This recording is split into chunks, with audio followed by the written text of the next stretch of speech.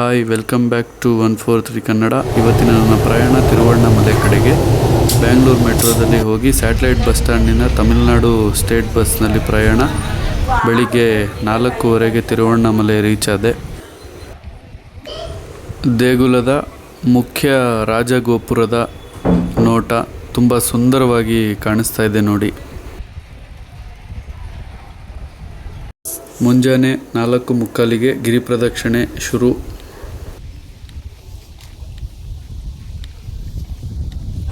ನಾನೊಬ್ಬನೇ ಗಿರಿ ಪ್ರದಕ್ಷಿಣೆ ನಡ್ಕೊಂಡು ಹೋಗಬೇಕಾದ್ರೆ ತುಂಬ ಸುಂದರ ಅನುಭವ. ಮುಂಜಾನೆ ಆಗಿರೋದ್ರಿಂದ ಕತ್ಲಿತ್ತು, ತುಂಬ ಜನ ನಡ್ಕೊಂಡು ಹೋಗ್ತಿದ್ರು. ಹುಣ್ಣಿಮೆ ಮುಗ್ದಿರೋದ್ರಿಂದ ಹುಣ್ಣಿಮೆ ದಿನಗಳಲ್ಲಿ ಹೆವಿ ರಶ್ ಇರುತ್ತಂತೆ. ಬಟ್ ಈಗ ಹುಣ್ಣಿಮೆ ಏನಿರಲಿಲ್ಲ, ಸೊ ಜನ ಕಮ್ಮಿ ಇದ್ದರು. ನಡೀತಾ ತುಂಬ ಚೆನ್ನಾಗಿತ್ತು. ನಾನಂತೂ ಎಲ್ಲೂ ಒಂದು ನಿಮಿಷನೂ ಸಹ ಟೈಮ್ ವೇಸ್ಟ್ ಮಾಡಿಲ್ಲ, ಎಲ್ಲೂ ಕೂತಿಲ್ಲ. ಕಂಟಿನ್ಯೂಸ್ 4:15ಗೆ ಬಸ್ ಸ್ಟ್ಯಾಂಡಿಂದ ಶುರು ಮಾಡಿದ್ದ ನನ್ನ ಗಿರಿ ಪ್ರದಕ್ಷಿಣೆ ಪ್ರಯಾಣ ಫುಲ್ಲು ಎಂಡ್ ಆಗೋವರೆಗೂ ಎಲ್ಲಿ ಒಂದು ನಿಮಿಷನೂ ಸಹ ಕೂರದೆ ನನ್ನ ಪ್ರಯಾಣ ಸಾಗ್ತಾಯಿತ್ತು.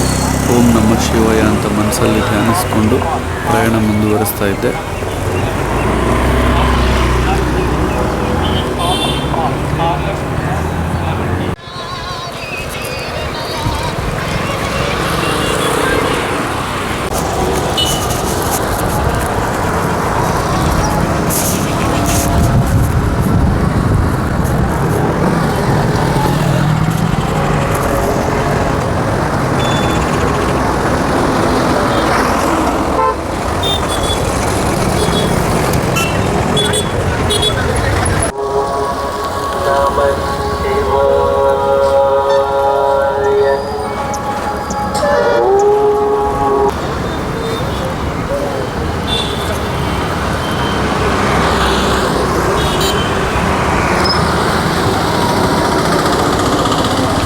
ಬೆಳಿಗ್ಗೆ 7:45ಗೆ ನಾನು ದರ್ಶನಕ್ಕೆ ಹೋಗೋಣ ಅಂತ ಗಿರಿ ಪ್ರದಕ್ಷಿಣೆ ಮುಗಿಸಿ ಬಂದೆ.